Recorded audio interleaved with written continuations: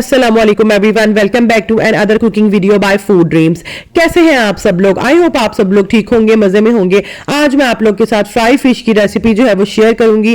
Restaurant में fish को किस तरह से फ्राई किया जाता है, मसाला क्यों नहीं उतरता है, कौन से स्पाइसेस यूज किए जाते हैं, बेसन की कोटिंग कितनी करनी है, किस तरह से करनी है, बेसन कितना यूज करना है, मैं सब कुछ आप लोगों को इस वीडियो में डिटेल से एक्सप्लेन करूंगी। आप लोगों को इंशाल्लाह ताला कोई भी प्रॉब्लम नहीं होगी। फिश फ्राई करने में अंदर से बिल्कुल जूसी बनकर रेडी होगी और बाहर से बहुत क्रिस्पी होगी। आप लोगों ने इसे जरूर ट्राई करना है, इंशाल्लाह बहुत परफेक्ट बनेगी। तो चलें इसे स्टार्ट करते हैं बनाना। बिस्मिल्लाहिर्रहमानिर्रहीम। यहाँ पर मेरे पास फ़िश है, ये काला रोहू है और वेट इसका तकरीबन 3 kg है और ये बिल्कुल फ्रेश है, दरिया की फ़िश है। इसकी भी एक स्टोरी है और स्टोरी क्या है कि बच्चे आज अपने पापा के साथ घूमने फिरने के लिए गए हुए थे। वीकेंड है, पापा कहीं तो ले चलें, और जो है ये लोग दरिया पर चले गए और वहाँ पर फ़िश वाली शॉप पर जो है इन्होंने ज़िंदा मछली देख ली जो कि इनके होते हुए आई थी। और बच्चे ज़िद करने लगे कि पापा हम लोगों ने यही फ़िश लेनी है क्योंकि बिल्कुल फ्रेश है। तो काफी सारी ये फिश ले आए और इनके पापा ने इनकी खूब सारी जो है वो पिक्स भी जो है वो ली। तो मैं आप लोगों के साथ इस वीडियो की एंड में शेयर करूंगी। और इसके बाद मैंने इसके अंदर 1 टेबलस्पून नमक और ½ टीस्पून अजवाइन लगाकर रख दी 1 घंटे के लिए। उसके बाद मैंने इसे अच्छी तरह से वॉश कर लिया। वॉश करने के बाद मैंने टोकरी में डालकर इसका पानी जो है वो ड्रेन होने दिया। जब पानी ड्रेन हो गया, हमारी फिश ड्राई हो गई, इसके बाद मैंने इसको डिश में रख दिया। ठीक है, अब इसके बाद क्या करना है, ये जो इसकी टेल होती है और आगे वाला जो हेड होता है, ये जो सर है, हम लोगों ने इसको वेस्ट नहीं करना फिश का। इसका बहुत मजे का सालन बनता है शोरबे वाला और बच्चों के लिए बहुत इफेक्टिव है, बहुत ताकत वाला होता है। वाइट प्लेन राइस के साथ आप लोग यूज कर सकते हैं और ये बहुत मजे का सालन बनता है। तो आप लोग भी ऐसा ही कीजिएगा, इसे वेस्ट मत कीजिएगा। तो मैं ऐसा करती हूँ कि जल्दी से जो सालन का है, जो फिश सालन के लिए हम लोगों ने अलग करनी है वो मैं कर लूँ और उसके बाद आपको बताती हूँ कि हम लोगों ने फ्राई फिश के लिए कौन कौन से जो है वो मसाले यूज करने हैं।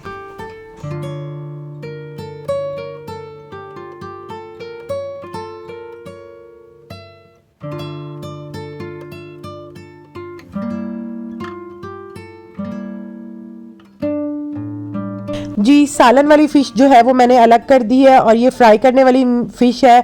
इसके अंदर जो है हम अब अपने स्पाइसेस ऐड करेंगे और मसाला जो है मैं अलग से नहीं बनाऊंगी, इसके अंदर ही शामिल करूंगी। कोई ज़रूरत नहीं है अलग से बनाकर जो है वो मसाला इस पर पेस्ट करने का, हम लोग डायरेक्ट जो है वो इसके अंदर ही शामिल करेंगे। 2 टीस्पून इसके अंदर मैंने गार्लिक पेस्ट ऐड कर दिया। एक और पॉइंट जो है मैं आप लोग को क्लियर कर रही हूँ, पॉइंट नंबर 1 जो है हम लोगों ने इसके अंदर गार्लिक पेस्ट शामिल करना है। हम लोगों ने इसके अंदर जिंजर पेस्ट शामिल नहीं करना, वो इसके फ्लेवर को खराब करेगा। जो हम लोगों ने स्पाइसेस ऐड करने इसके अंदर, और आप लोगों को फुल फ्लेवर वाली जो है वो फिश नहीं मिलेगी। हम लोगों ने इसके अंदर जिंजर पेस्ट शामिल नहीं करना। अच्छा, अब मैंने इसके अंदर नमक शामिल किया 1.5 टीस्पून भरकर मैंने इसके अंदर नमक शामिल किया। आप अपने टेस्ट के मुताबिक डालिएगा। इसके बाद मैं इसके अंदर शामिल करूंगी 1 टीस्पून रेड चिली पाउडर और इसके बाद मैं ½ टीस्पून इसके अंदर शामिल करूंगी धनिया। ये धनिया जो है वो कूटा हुआ धनिया इसके अंदर शामिल करेंगे तो ज़्यादा अच्छा टेस्ट आएगा। ½ टीस्पून काली मिर्चों का पाउडर शामिल किया, ½ टीस्पून हल्दी पाउडर मैंने इसके अंदर शामिल किया और इसके बाद मैंने इसके अंदर शामिल किया ½ टीस्पून ज़ीरा पाउडर और इसके बाद ½ टीस्पून अजवाइन और 1 टेबलस्पून भरकर इसके अंदर मैंने शामिल किया कुटी हुई मिर्चों का। ये डालने के बाद इसके अंदर जो है ये लेमन शामिल करूंगी। ये फुल जूसी जो लेमन है, ये 2 लेमन थे। अगर आपके पास ज़्यादा ना हो तो 3 आप शामिल कीजिएगा। अगर ज़्यादा जूसी लेमन ना हो तो 3 से 4 भी आप डाल सकते हैं। इनमें रस ज़्यादा था, ये रस वाले थे लीमू, तो इसके अंदर मैंने 2 शामिल कर दिए। अच्छा, एक और अब पॉइंट क्लियर कर रही हूँ, पॉइंट नंबर 2, इसके अंदर हमने पानी शामिल नहीं करना। अगर आपको फील हो कि ये जो मसाले हम लोगों ने इसके अंदर लगाए हैं ये ड्राई हैं तो कोई मसला नहीं है। जब हम इसे ओवरनाइट के लिए रखेंगे ना तो ये जो स्पाइसेस हमने इसके अंदर डाले हैं ये पानी छोड़ देंगे। तो हम लोगों ने इसके अंदर बिल्कुल भी पानी शामिल नहीं करना। इससे क्या होगा, हमारा जो मसाला है वो चिपका रहेगा और फ्राई करते हुए जो है ना वो मसाला उतरेगा नहीं इंशाल्लाह। तो ये भी एक बहुत इंपॉर्टेंट पॉइंट है कि आप लोगों ने इसके अंदर पानी शामिल नहीं करना। फील हो तब भी पानी शामिल नहीं करना, ठीक है। तो इसे मैंने अच्छी तरह से जो है वो मसाला लगा लिया, इसकी जो कट्स हैं इसके अंदर भी लगा लिया, ये मसाला अच्छी तरह से लग जाएगा। तो इसको हम लोग फिर है ओवरनाइट के लिए रख देंगे।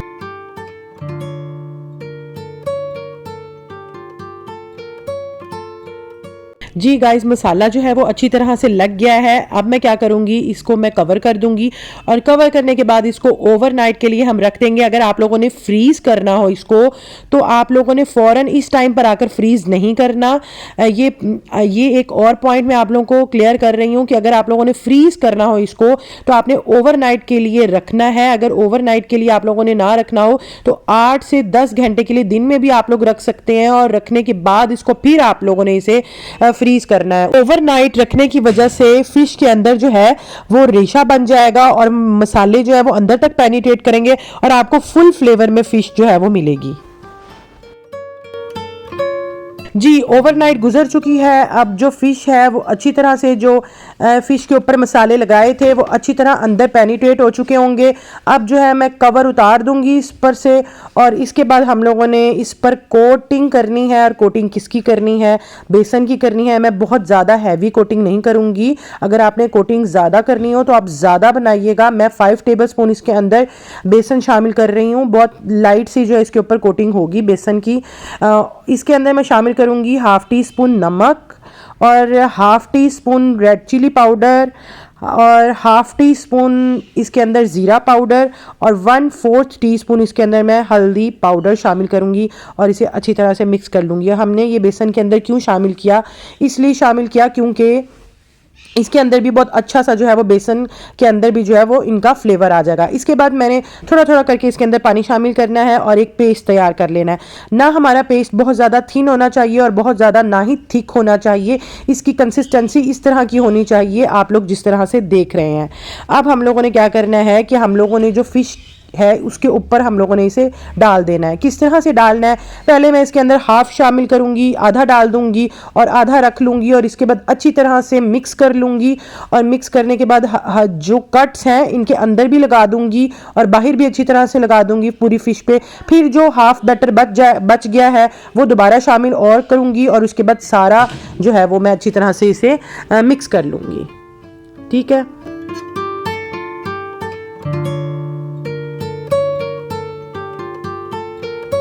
जी गाइज, अब जो फ़िश है वो बिल्कुल रेडी हो चुकी है फ्राई होने के लिए। अब मैं क्या करूँगी, इसको साइड पे रख दूँगी और इसके बाद जो है वो ऑयल जो है वो गरम करेंगे। ऑयल कितना गरम करना है? मीडियम सा मैंने ऑयल गरम कर लिया है और इसके बाद मैं इसके अंदर फ़िश ऐड करूँगी। हमने मीडियम ऑयल जो है वो गरम करना है। अच्छा, अब ये पॉइंट है कि नॉन स्टिक यूज़ करना है आप लोगों ने। नॉन स्टिक यूज़ करने से क्या होगा कि आप लोगों का जो मसाला है ना वो उतरेगा नहीं और चिपका रहेगा और नीचे नहीं चिपकेगा, पैन में नहीं चिपकेगा।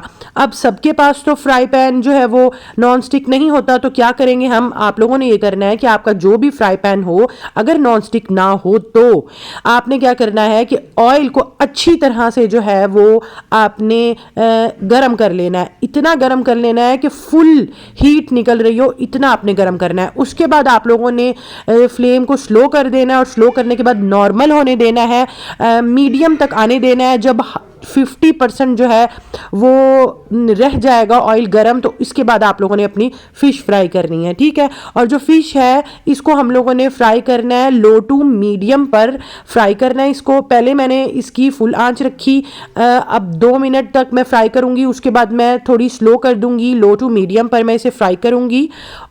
जी, लो टू मीडियम पर फ्राई करते हुए 3 से 4 मिनट गुजर चुके हैं मुझे।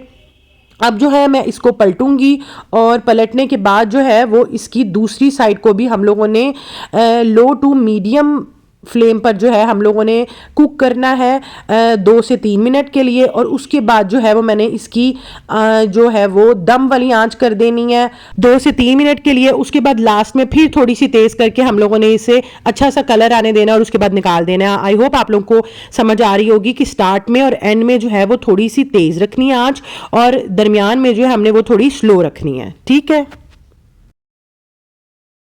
अल्हम्दुलिल्लाह फ़िश बनकर बिल्कुल रेडी हो गई है। आप लोगों ने इसी रेसिपी को इसी तरह से ही बनानी है, इस फ़िश को जिस तरह से मैंने आप लोगों को बना के दिखाया। इंशाल्लाह आप लोगों को ज़रूर पसंद आएगी।